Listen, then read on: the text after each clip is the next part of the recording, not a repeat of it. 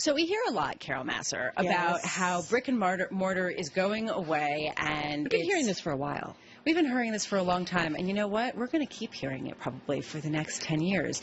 But it does raise a question about what's going to happen to the value of all of those stores that previously were worth a lot, that could be leased out. I mean, you walk down Broadway, and you can see that there's so much empty store space. I want to bring in Ken Riggs. He's president of Cetus RERC. He covers the U.S. commercial real estate market. Ken, thank you so much for being with us. Hello. Hopefully you're doing well after Thanksgiving. Oh, I'm doing great. I'm well fed. What about you?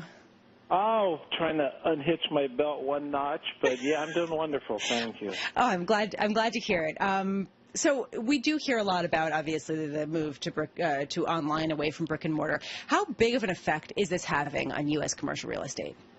I think there's a lot more just discussion about it. We got to keep in context the retail market's over $4 trillion per year in sales, and e-commerce makes up about $400 billion. But it's the momentum play, and it's a disruptor for the bricks and mortars on how they approach the consumer today. So I think it's more of a disruptor in how the merchandise market is thinking about it and what type of locations you want to have.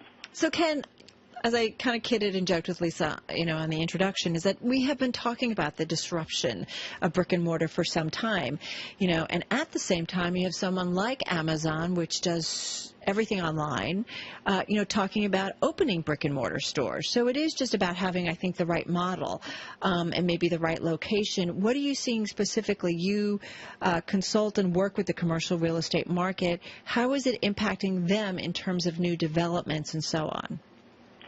Changing the way they look at the consumer, and I find of interest, recently the polls with the Trump under prediction of, who does the, living and spending and the dying, and what we find is that, we tend to focus on, let's say, Main Street of, New York's, the Boston, but, what the retailers have to do is really connect with that, those individuals that are out in the rural communities. I mean, look at Walmart. Today, Walmart is like close to $500 billion in sales. So they're re-engineering the way that they approach the consumer, and it's a whole cadre of different consumers that they have to approach. So which regions are sort of furthest along in rethinking their approach to commercial real estate? I would think, opposed to regions, I would say you look at these fortress malls, Mall of America, you look at the Florida Mall, you look at, other malls that are just the dominant player. Those are the ones that are really getting it. And the main thing is getting consumers in the door, and then also working with the merchandisers so they can figure out how they, work with the consumer the best, for them to get the best deal. I always think of it as an old book. It was called The Land of Desire. And basically it's saying the consumer, they're deal junkies. They're looking for deals. And so that's what has to happen. But we see the big retailers being able to connect with that. Just real quick, what are they doing right? I mean, are they basically creating a party? They're creating the entertainment. They're creating a feeling of doing something that's actually an activity more than just going to a store and trying on clothes? Yes, absolutely. I mean, making them be able to connect. You look at mobile devices, having the ability to have confidence in how they can check prices, and also the retailer has to do that. If you look at it, it's interesting to me, the e-commerce, that has the momentum, but in 2015 they said over $1 trillion of merchandise was left in the basket that they did not buy. So what you see then, back to getting that connection, is many people, like myself, will look on the internet and try to figure out which retailer is giving the best price, which one has the best merchandise, and then you still go in the store. You still need that ability to touch and feel, and we're by just our nature, we want to interact and we want to be entertained. We don't want to sit in our house 24 hours a day. Maybe there's some, but most want to get out. We're social creatures. Hey, we're talking with Ken Riggs, president of Cetus RERC, Real Estate Research Corporation. Carol Massar, along with Lisa Abramowitz, right here on Bloomberg Radio. Hey, Ken, who are your clients? We work with TIA out of New York. We work with Prudential, a lot of the equity investors, throughout the U.S., some of the largest, and also in Europe. So we work with the investors that own these very large properties, these retail properties, the office buildings that we're sitting in New York. Right. So it's the big, large equity investors that own these commercial assets. So what are you telling these investors in terms of retail real estate at this point? I go back to even when retail got mixed up in the late 80s. I don't know if you remember the model mall was you had a Sears, J.C. Penney, two other anchors, and Right. you had inline tenants, and then all of a sudden the big box users came about. And even then, we say the same thing that we say today. You really need to think about what is the retail real estate side of the equation and the retail merchandising side, because you're a partner with them. So that really is the answer. Do you understand? So Kiss of Death is a new JCPenney Sears mall, or what? Oh, no, I think that's not the kiss of death. I think you're looking at the power centers. You're looking at the community centers that are popping up around these.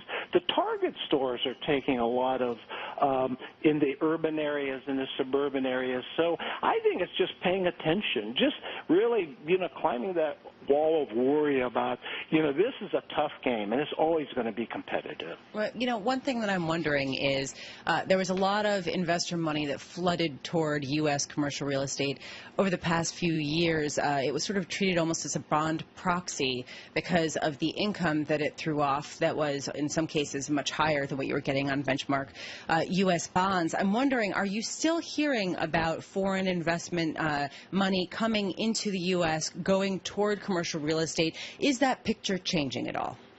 No, I think there's still a lot of foreign capital that look at U.S. commercial real estate as very attractive for the reason you mentioned. I mean, it's a very attractive income return. It's a very safe opportunity. And the U.S. is way ahead of most of the economies throughout the world as far as where they're at in their economic cycle, where they're at in their price cycle for commercial real estate. So foreign capital still has the U.S.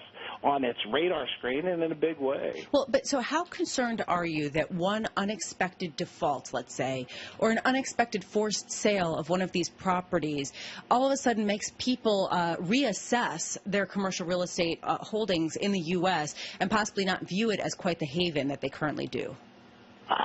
I think it's going to be difficult because we're not in a house of cards, and I would use that as a pre-credit crisis where there was this really house of cards, and if you pulled out that one card, you started to see a lot of things that you didn't realize. I used the Wizard of Oz example. They pulled back the curtain pre-credit crisis and said, oh my gosh, I didn't know that this is what's happening.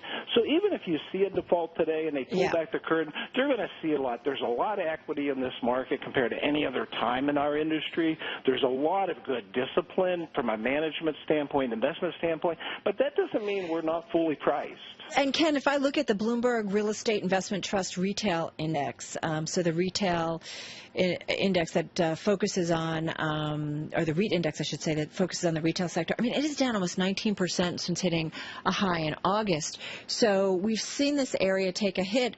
Those investors that you're working with, are they looking to kind of get out of some of these investments? And just got about 30 seconds. Okay, no, I mean, real quick, I think we do need to differentiate between, again, the public, real estate side, the REIT side, and the private side, because we've got money that's more fickle on the public real estate side, and there is a tendency to be more volatile, shorter-term players, shorter-term investments. That's not the case when you look at the private real estate market. But I think the message is clear. Commercial real estate is fully priced, and people are very nervous about it. And if you can exit on the public side, they're going to exit, and that's what's happening. That's why you see a deterioration or loss in the REIT index that you've seen over the last year. Ken Riggs, thank you so much for being with us. Ken Riggs, president of Citus RERC, talking about the effects of Cyber Monday and all that online shopping on the brick and mortar commercial real estate in the United States.